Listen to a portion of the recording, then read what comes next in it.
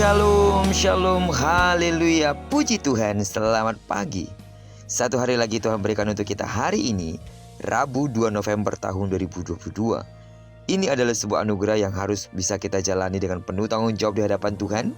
Dan percayalah, Tuhan pasti akan menolong, bahkan akan memberkati kita seperti Dia telah menolong dan memberkati kita di sepanjang malam yang telah kita lewati. Amin. Baiklah, puji Tuhan, hari ini kita akan kembali melanjutkan pembacaan Alkitab satu hari satu pasal dari pembacaan 14 hari bersama dengan Hosea sebelum kita lebih jauh melakukan semua aktivitas hari ini. Dan hari ini kita telah memasuki hari yang keempat, maka kita akan membaca kitab Hosea pasal keempat ayat pertama sampai dengan ayat yang ke-19. Judul renungan kita hari ini, jangan menolak pengenalan akan Allah karena itu sangat berbahaya. Sebagai pengantar renungan ini, saya akan coba bacakan untuk kita ayatnya yang ke-6. Umatku binasa karena tidak mengenal Allah, karena engkaulah yang menolak pengenalan itu. Maka aku menolak engkau menjadi imamku, dan karena engkau melupakan pengajaran Allahmu, maka aku juga akan melupakan anak-anakmu. Ketidaktahuan, kurangnya pengenalan bisa berbahaya. Demikian pula yang terjadi pada masa Nabi Hosea. Bangsa Israel menyimpang dari jalan Tuhan. Bahkan mereka tidak memiliki 3 hal berikut yang membuat Tuhan marah. Yang pertama, mereka tidak punya kesetiaan. Yang kedua, mereka tidak punya kasih. Dan yang ketiga, mereka tidak punya pengenalan akan Tuhan dengan benar. Bahkan, para imam tidak mau mengenal Allah, menolak pengenalan akan Allah, dan melupakan firman Allah. Itulah yang membuat Tuhan murka dan Israel binasa. Sangat salah jika kita berpikir, saya tidak mau banyak belajar. Nanti jika saya sudah tahu tetapi tidak melakukannya, saya akan dihukum.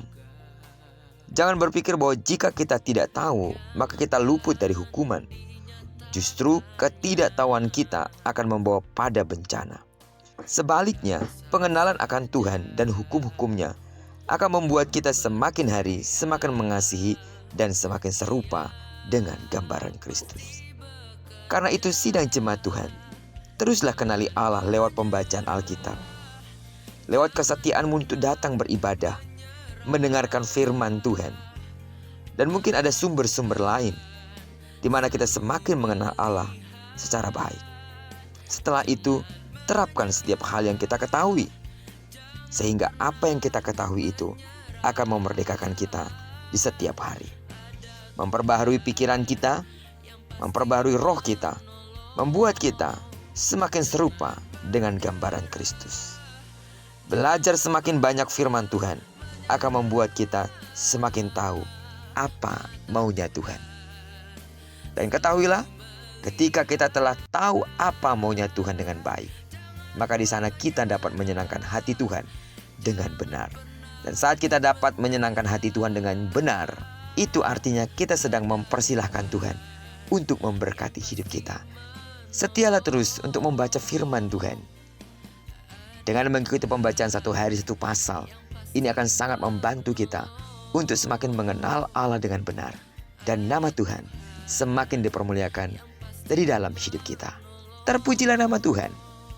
Kiranya firman Tuhan hari ini menguatkan dan meneguhkan apa yang telah kita lakukan setiap pagi, yaitu belajar membaca Alkitab sehari satu pasal dan merenungkannya, sehingga kita dapat mengenal Allah secara pribadi. Dan kita semakin kuat, bertumbuh, berakar di dalam Tuhan. Diberkatilah kita sepanjang hari ini, digenapi firman yang telah berjanji bahwa apa yang dikerjakan tangan kanan dan tangan kiri kita dibuatnya berhasil.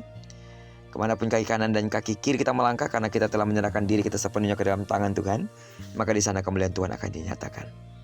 Tidak jemu-jemunya terus aku berdoa untuk seluruh sidang jemaat Tuhan, kiranya kasih karunia Allah melimpah dalam hidupmu. Bagi sidang jemaat Tuhan yang sakit secara fisik, dengarkanlah bahwa dalam nama Yesus sembuhlah sesuai dengan takaran imanmu. Diberkatilah kita bersama dengan orang-orang yang kita kasihi, serta bersama dengan orang-orang yang kita cintai dimanapun mereka berada. Terpujilah nama Tuhan. Shalom.